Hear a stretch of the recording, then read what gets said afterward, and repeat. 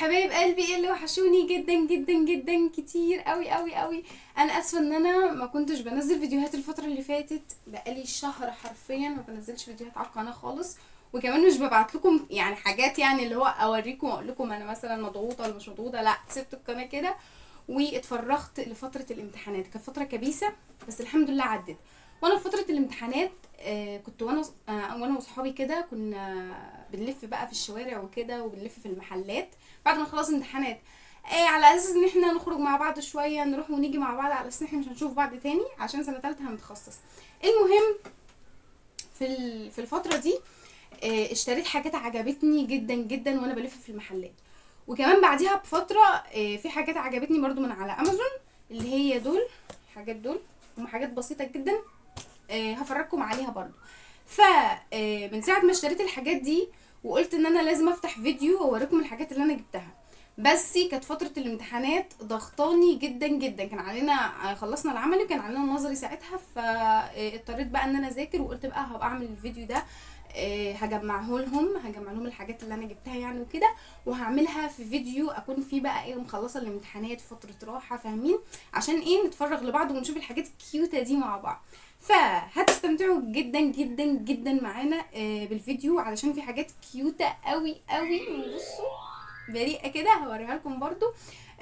وفي نفس الوقت برضو جبت مسكرة حلوة جدا جدا عجبتني، اللي هي المسكرة اللي انا حطاها دي. تحفه تحفه المسكره دي تحفه. وكمان عايزه اوريكم انواع المسكرات اللي انا جبتها كمان، يعني هي المسكره دي اللي انا قررت ان انا على طول هجيبها خلاص، وفي انواع مسكرات تانية انا جبتها وندمت ان انا جبتها، فهوريها لكم برضو علشان تبقوا تاخدوا بالكم وتوفروا فلوسكم، مش تشتروا حاجات مش هتستفيدوا بيها. يلا بينا نبدا. هنبدا باول حاجه، وهي الحاجات اللي انا جبتها من امازون، عشان هما كام حاجه، 1 2 3 4 4 حاجات بس جبتها من امازون، عشان كده هنبدا بيها وبعد كده نخش في التقيل. ماشي. طيب اول حاجه جبناها من امازون اللي هو السيروم ده، السيروم اللي هو اسمه ديزير. السيروم ده تحفه تحفه تحفه، مش عارفه اشكر فيه، لو شكرت فيه من هنا للسنه الجايه مش هكفيه والله. بصوا بقى، انتوا عارفين النضاره بتاعت البشره وبيخلي البشره كده جلو، فيها جلو بس بسيط. انا مش هقول ان هو ان هو جلو يعني كتير يعني، بس هو بسيط. وبيرطب البشره، وفي نسبه فيتامين سي، في فيتامين سي. تحفه يا جماعه والله. انا جبت اصغر حاجه، انا قلت لازم اجيب الحاجه الصغيره علشان لو ندمت ان انا جبتها او هي بوظت لي مثلا بشرتي ما اضطرش ان انا احطها كلها، فاهمين؟ فجبت الكيوت الصغير ده، وهو كان بكام يا ربي؟ كان ب115، مسجله حاجات في الكروس. ده كان ب115 بس تحفه، وفعلا انا استفدت من تجربته، وعلى طول بقى هتعود عليه وهجيبه على طول. طيب تاني حاجه بقى جبناها من امازون اللي هو الديرما رول. الديرما رول دي انا جبتها مش جايباها عشان بشرتي خالص خالص خالص، انا جايباها بس علشان شعري. ايوه، من ساعه ما انا كنت السباحه، من ساعه ما انا نزلت السباحه في الكليه شعري بينزل بطريقه فظيعه عشان ميه الكلور وكده، فقررت ان انا لازم اهتم بقى بشعري، فما ينفعش شعري عمال يقع. فشفت بقى فيديو لست على التيك توك، يعني الله يجازيها خير الصراحه، يعني قالت لنا على وصفه بتكثف الشعر. هو شعري اصلا مش اتكثف، يعني هو شعري مش طول، ولا هو طول سنه بسيطه ومش تقل، فاهمين؟ فهو بياخد فتره على ما بيطول، بياخد فتره على ما بيتقل وكده. فقالت لي على الوصفه، وفي نفس الوقت قالت لازم تجيبي الديرما دي علشان تعملي بيها فروه شعرك، علشان تحفز الدوره الدمويه في الشعر. يعني انت بتمسكي الشعرايه وتيجي عند اللي بتاعه الشعر دي، وتقعدي تعملي كده، تقعدي تعملي فيه سنون صغيره جدا. على فكره هي قالت هاتوا واحده ب150، هاتوا من الكبيره، بس انا جبت من الصغيره دي. وكان سعرها كام؟ دي كان سعرها 39 جنيه. انا جبت الصغيره اللي على قد دي عشان اصلا شعري ما خلاص ما عادش فيه حاجه. فالسنون المدببه الصغيره اللي فيها دي يا رب تشوفوها، السنون دي تحفه، بتحفز الدوره الدمويه. فزي ما قلنا لكم ان الديرما دي حلوه قوي، وبتحفز نمو الدوره او بتجري الدوره الدمويه في الشعر، فبالتالي بتخلي الشعر يطول وينمو ويبقى كثيف. فالديرما دي زي ما قلنا 39 جنيه. فلو انت بقى شعرك بيقع او شعرك خفيف للاسف، ضغط بقى، امتحانات، مش عارفه، في تربيه رياضيه زي بتنزلي الميه، مش عارفه ايه، لازم تجيبيها. وكمان بقى هقولك على الوصفه السحريه بقى اللي بتطول الشعر حرفيا واللي بتكثفه. انا من ناحيتي وانا جربت الوصفه دي، بس مش هقولها لكم دلوقتي، هخليكم كده على نار، مش هقولها لكم دلوقتي، هقولها لكم في الفيديو الجاي. بس الفيديو ده لازم يوصل على الاقل يعني 1000 لايك، ده اقل حاجه 1000 لايك بس مش طالبه كتير والله. طيب بعد كده بقى عندنا الجواشة التحفة قوي قوي دي، انا كان نفسي اجيبها من زمان. اكيد بقى انتوا بتسمعوا بقى الفيديوهات بتاعت الناس اللي بيستخدموا الجواشة وبيقولكم ان الجواشة حلوة قوي للبشرة ومش عارفة ايه، وبتساعد ان يبقى في فك كده في الوش، وبتشيل اللغط ومش عارفة، وبتظبط الوش، وكمان بتخلي اللي هو ايه، مش تكبري بسرعة، مش تعجزي بسرعة، وشك لسه بيحتفظ بشبابه بسبب الجواشة الامورة قوي قوي دي. انا جبتها اللي هي من الستانلس اهي، استعملتها اصلا وبصوا النتيجه، يعني انا اهو طبيعيه من غير فلاتر. ماشي. الجواشة دي جبتها ب 187 جنيه، فهي سعرها حلو جدا. وكان في ازيد من كده، كان في جواشة ب 300 وحاجه و200 وحاجه، بس انا قلت لازم اجيب اقل سعر، انا مش هصرف حاجه غاليه يعني، مستحيل طبعا. ماشي، يبقى دي الجواشة. طيب اخر حاجه بقى جبتها اللي هو ده، وندمانه ان انا جبته عشان اتضحك عليا فيه وطلعت مخرومه من تحت. طلعت مخرومه من تحت. ده بقى اللي هي العلبه اللي بتحط فيها، هو ده الزيت يا جماعه، هو ده الزيت اللي انا لسه قايله لكم عليه، اللي هو بيطول الشعر وبيكثفه، او دي الوصفه يعني. اللي بتاع دي بقى، انا لاحظت ان الزيت عمال يخلص، وانا اصلا ما بستعملوش غير مثلا مره مرتين في البتاع في الاسبوع، 3 مرات مش عارفه ايه، اللي هو طب تخلص ازاي يا عم؟ اتاري بقى في خرم من تحت كده، هو اللي بينزل بقى الزيت والحاجات دي. ف زعلت شويه، بس قلت مش مشكله، ولحقتها بشويه اللزق دي اهو. دي كان سعرها 35 جنيه. بصوا يعني اتضحك عليا فيها عشان هي ب 35 جنيه. طب الحمد لله ان هي ب 35، يعني ما كانتش ازيد من كده، فكنت هعيط قوي لو كانت ازيد من كده. فدي الحاجات اللي انا جبتها من امازون يا حبايب قلبي. نخش بقى على الحاجات اللي انا جبتها انا واصحابي واحنا بنلف في الزقازيق اهي. دي حاجات امازون. طيب كده خلصنا من حاجات امازون، نشوف بقى الحاجات التانية الكيوتة اللي انا قلت لكم عليها. طيب اول حاجه، لا ده جايباه من عندنا عادي، مش جايباه من الزقازيق، اللي هو البادي سبلاش اللي على السوق. ريحته فظيعه فظيعه فظيعه، ريحته كده انوثه. انتوا عارفين البنت لما تكون ريحتها حلوه كده وبتحس ان هي عسوله كده، وريحه ورود، ريحه حاجه مسكره، مش عارفه اوصف لكم، بس هو تحفه يعني. انتوا لو هتعرفوا تشموه بس تحفه بجد. هو برضو من ايفا، اللي هو بتاع مورنينج بلوسوم اهو. البادي سبلاش ده بقى ب 125 جنيه، حلو، ولا غالي قوي ولا رخيص قوي، في المعقول. فحبيته جدا جدا، وحبيت ريحته جدا جدا جدا، وعلى طول وانا في الكليه عماله ارش كده، كل ما نخلص محاضره نرش علشان بقى ايه بيطلع عين ابونا هناك. مفيد جدا لو انت في تربيه رياضيه ومحتاجه بادي سبلاش يكون حلو وكبير معاكي ويقضيكي بقى طول الترم. ماشي. بعد كده جبت ايه يا ربي؟ دي الحاجات بقى اللي جبتها بقى من الزقازيق، هنشوفها مع بعض. اوكي. طيب اول حاجه جبت اللي هو اللي بتاع دي بتاعت الشعر، المشطه دي. هما بيقولوا انا اصلا مستعملاها اهو، الحاجات دي اصلا كنت مستعملاها، المفروض كنت اعمل لكم الفيديو قبلها قبل ما استعملها، بس انا بقى كنت في فتره امتحانات فاعذرونا بقى. ف اللي بتاع دي المشطه دي كيوته قوي، والفرشه دي كيوته قوي، وهما بيقولوا ان هي بتحفز نمو الشعر. فانا معرفش، بس انا قلت ان انا اجربها. كنت بستعمل اللي هي القمشات اللي هي البلاستيك، والقمشات الخشب برضو، بس دول مش حلوين. في ناس لقيتها بتقولي ده قماشة الخشب حلو ومش عارفه ايه ده من الخشب، فسمعت كلامهم، فهو فعلا مش حلو خالص وما بيمشيش في الشعر اصلا يعني الناس اللي شعرها تقيل مش هيمشي في الشعر. انا شعري خفيف كانت بتمشي برضو، بس اللي هو مش بستفاد منها حاجه. جربت دي وحلوه، مش قولي هي وحشه. ودي كان سعرها كام يا ربي؟ الاسعار بقى بتاعت الزقازيق دي انا مش فاكراها، انا كتبت بس اسعار امازون علشان ايه، كنت حافظاها ساعتها، او كنت مثلا جايبه التطبيق وجبت الحاجات اللي كانت في امازون، رجعتها تاني وشفت انا كنت جايبه الحاجات دي بسعر كام، او كنت حافظه يعني الحاجات اللي انا ايه جايباها في الموبايل نفسه. اللي بتاع دي جبتها بحاجه و50 جنيه. ايوه حاجه و50 يعني في السعر ده، يعني هي مش غاليه قوي يعني، هي حلوه، ولا رخيصه قوي ولا غاليه قوي. فنخش بقى على الكياته والاماره والحاجات الحلوه بتاعت البنات الكيوته البمبه العسوله. طيب اول حاجه جبت المكوه الكيوته الصغيره قوي دي اللي شفتوا مرسوم عليها ايه، انا بحب الحاجات دي قوي. المكوه دي في بنات بتجيبها للطرحه، تكوي بيها الطرحه، اللي هي الطرحه لما تكون مثلا مكرمشه وكده، بدل ما هتجيب المكوه الكبيره تجيب المكوه الصغيره دي وتمشي كده حرفيا عشان تكوي الطرحه، عشان مش تكون مكرمشه. وفي نفس الوقت دي اصلا بتاعت بيبي، بتاعت الاطفال اللي هم صغيرين.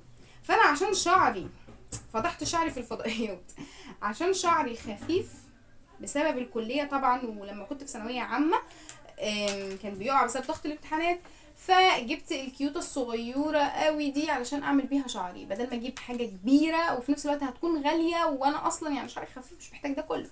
فدي جبتها ب50 جنيه حرفيا، بجد انا مش مصدقه السعر، وحلوه قوي وكيوته في نفس الوقت، بتحسسك كده ان انت ايه، بنوته كيوته قوي، كيوته بينكي مع بينكي مش عارفه ايه، فحبيتها جدا جدا. طيب بعد كده بقى جبنا اللي هو، مش انا قلت لكم هنخش على الكياته، جبت اللي هي الشنطه بتاعه الميك اب العسوله قوي دي، كنت جايبه واحده قبل كده ب5 جنيه، بس السوسته اتقطعت مني عشان سوستتها ما كانتش السوسته دي، سوستتها كانت بلاستيك لو تعرفوها يعني، السوسته ما كانتش زي السوسته دي، تمام. فبصوا بقى الكياته دي جبتها ب10 جنيه. السوله انا بحب اللون البينك يا جماعه اهو، من اللي انتوا شايفينه انا بحب اللون البينك، فجبتها وهي كانت حلوه قوي، وكمان يعني اللي هو ايه حجمها كبير، فتكفي بقى لو انت عايزه تحطي برايمر كونسيلر اي حاجه بقى، حاجات كتير بقى، انت مثلا مش رايحه، لو رايحه الكليه، لو انت في تربيه رياضيه زيي برده هتحتاجيها جدا، ولو انت برده مثلا مسافره مش عارفه ايه، ف كيوته وفي نفس الوقت رخيصه وعسوله. ماشي بعد كده جبنا بقى اللي هي، لا هنخش على حكايه الكيوته الاول. جبت بقى الليب بالم دي، الست قالت لي ان هي كوريه، فانا اول ما اي حد بيقول لي حاجه كوريه على طول بجيبها لازم. فالليب بالم دي بصوا ورديه وكيوته وعسوله واموره، وانا حبيتها عشان كده، مش عايزه اقول لكم ان انا جبتها عشان هي لونها بينك. هي قالت لي اصلا هي بتدي نفس اللون، كل الالوان اللي عندك بتدي نفس اللون اللي هو الاحمر الفاتح شويه، فاهمين، هي بتورد الشفايف شويه، فهي قالت لي كلهم نفس اللون ده، انا عايزه اخد البينك برضه اه.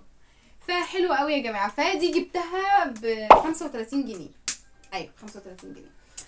ماشي نخش بقى على الحاجه اللي بعديها، نخش بقى على الماسكارا عماله تطلع في قدامي، مش عارفه ليه هي عايزه تطلع اصلا اهي، الماسكارا اللي انا حبيتها جدا جدا وهجيبها على طول. الماسكارا دي اللي هي بتاعت ماسكارا الرموش العنكبوتيه اهي، لو حد عايز يجيبها بقى، الماسكارا دي جايباها ب85 جنيه ولا كام، 85، هي حاجه و80 جنيه بس، تحفه تحفه تحفه. بصوا رموشي، اتمنى تكونوا شايفين رموشي، بجد بتطول الرموش، بتوصلها حرفيا للحواجب، انا رموشي واصله للحواجب بسم الله ما شاء الله يعني. فحلوه قوي. وبصوا بقى الباكجينج بتاعتها عامله ازاي، يا بص حلاوه حلاوه بجد، انا بحب انا الحاجات دي. ف حلوه قوي وبتطول الرموش بطريقه مش طبيعيه حرفيا والله. والماسكارا سايله كده فاهمين اهي، مش اللي هي زي الماسكارا بتبقى جامده دي، ماسكارا سايله حرفيا، فحبيت جدا جدا. فهقول لكم دلوقتي بقى على الماسكارا اللي انا جبتها، او المساكر اللي انا جبتها قبل كده. هي الماسكارا دي اغرني شكلها، ما يغركوش الشكل صح زي ما بيقولوا، اغرني شكلها لقيتها كيوته وعسوله كده، قلت لا لازم اجيبها. بس الماسكارا دي اللي هي من فوليومن ماسكرا. ماشي الماسكارا دي يا جماعه حرفيا ما بتعملش حاجه، شكل وخلاص، حرفيا ما بتعملش اي حاجه في الرموش غير ان هي تطولها سيكه، يعني لو بس تدي بس شكل ان انت حاطه ماسكارا وخلاص. اما كتطويل وكان هي توصلها للحدات الحواجب حرفيا هي الماسكارا دي. فالماسكارا دي تقيله، شفتوا انا قلت لكم دي سايله، دي بقى تقيله اهي، بصوا تقيله كده وناشفه، واللي هو انا مش حبيت خالص خالص خالص. فعوضي على الله، مش عارفه كنت جايباها بكام، كانت غاليه حرفيا عشان الشكل بتاعها وكده، فكانت غاليه. طيب الماسكارا دي برضو اللي هي القديمه اللي انا جبتها خالص، قديمه خالص، اللي هي بتاعت اللي هي من ان. الماسكارا دي حرفيا ماتت معايا خلاص، انا مش هفتحها اصلا عشان هي خلصانه اصلا، فكنت عايزه اعرفكم ان هي حلوه قوي وبتدي برضو نفس الافكت بتاع الماسكارا اللي هي العنكبوتيه دي، ودي سعرها اقل من دي. فاللي هتحس ان دي سعرها عالي مش هتعرف تجيبها، اللي هي حاجه و80 بالنسبه لها حاجه عاليه، ممكن تجيب دي كانت مش عارفه بحاجه و40 حاجه و50، فممكن تجيب دي. تمام، هما الاتنين اصلا بيدوا نفس الافكت، فانصح بام ان. بعد كده بقى جبت اللي هو الكونسيلر العسول قوي ده. الكونسيلر ده يا جماعه ب85 جنيه او بحاجه و80 برضو، في سعر التمانينات.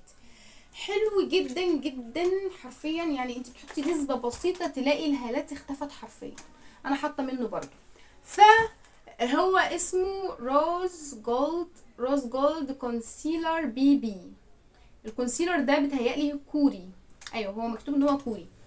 فحلو جدا جدا وبيشيل الهالات، لو انت عندك هالات الدنيا كلها بسبب الامتحانات، بسبب ضغط، بسبب توتر، اي حاجه، هتحطي بس من دي وتعمليها بالبيوتي بلندر وخلاص.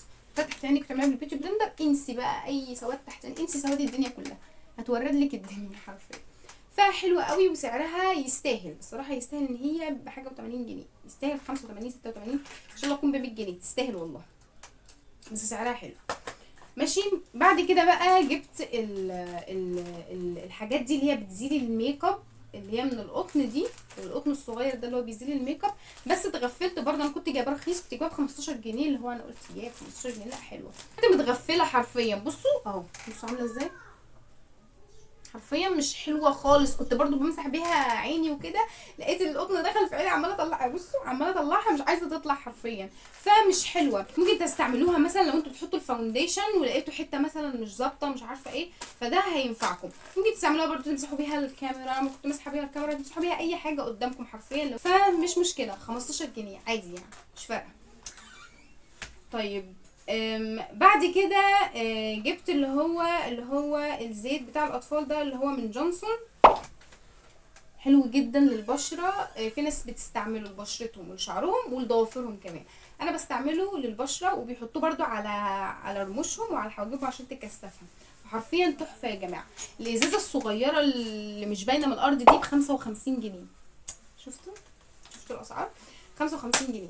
وبحطها برضو على ضوافري، بصوا ضوافري عامله ازاي اهي، احطها على ضوافري من هنا كده، من اللي هو من عند الجلد كده ومن عند الضوافر نفسها، فتحفه وبيطول. شفتوا ضوافري طولت ازاي، بسم الله ما شاء الله يعني. وبستعمله برضو لبشرتي لما باجي اعمل سكين كير بالسيرم، او اللي هو الحاجات اللي انا بحطها يعني على بشرتي، بحطه من ضمنه هو ده، بحطه بقى كتونر كحاجه كده اللي هو ترطب البشره وفي نفس الوقت يديها جلو بسيط جدا، او الجلو بتاعها اصلا بيبقى حلو وباين، يعني مثلا اهلي بيقولوا لي انت حاطه زيت في وشك، بس بقى هو فعلا زيت اهو، بس حلو جدا. و55 جنيه، في اكبر من كده وفي اعلى من كده في الاسعار. طيب اخر حاجه معانا في الفيديو بتاعنا الكيوت، اللي هو جبت البانسينول، اللي هو الكريم بتاع بانسينول ده، بس جبت التقليد ما جبتش الحقيقي اللي هو كان اللي هو الازرق، اللي هو علبته اللي هي بتكون زرقاء خالص دي، ما جبتش. لا انا جبت بقى اللي هو علبته بقى لونها اورنج، في اورنج في الموضوع، يبقى كده بقى ايه ده مش الحقيقي، ده التقليد. فهو مش حلو ايه، هو حلو فعلا، هو رطب لي بشرتي وبيخليها كده يعني تحس ان بشرتك كده بشرة اطفال، وفي نفس الوقت بيدي مثلا جلو بسيط جدا. فانا حبيته على فكرة عادي جدا، وخلصت نصه حرفيا اهو، ويعني هو كان سعره قليل جدا بس مش مشكلة، ادى نتيجة حلوة خلاص. فهي دي الحاجات اللي انا اشتريتها يا حبايب قلبي. اكتبوا لي تحت في الكومنتات ايه اكتر حاجة عجبتكم، وايه اكتر حاجة، او في حاجات لو انتم في حاجات جبتوها شاركونا بقى في الكومنتات، وقولوا مثلا الحاجات دي حلوة ولا لا، ولو عايزيني اتكلم عن حاجات اكتر اكتبوا لي برده تحت في التعليقات، وما تنسوش تعملوا لايك وسبسكرايب للقناه عشان توصل لكم كل فيديوهاتي الجديده، واشوفكم في فيديو جديد يا حلوين، وانيا.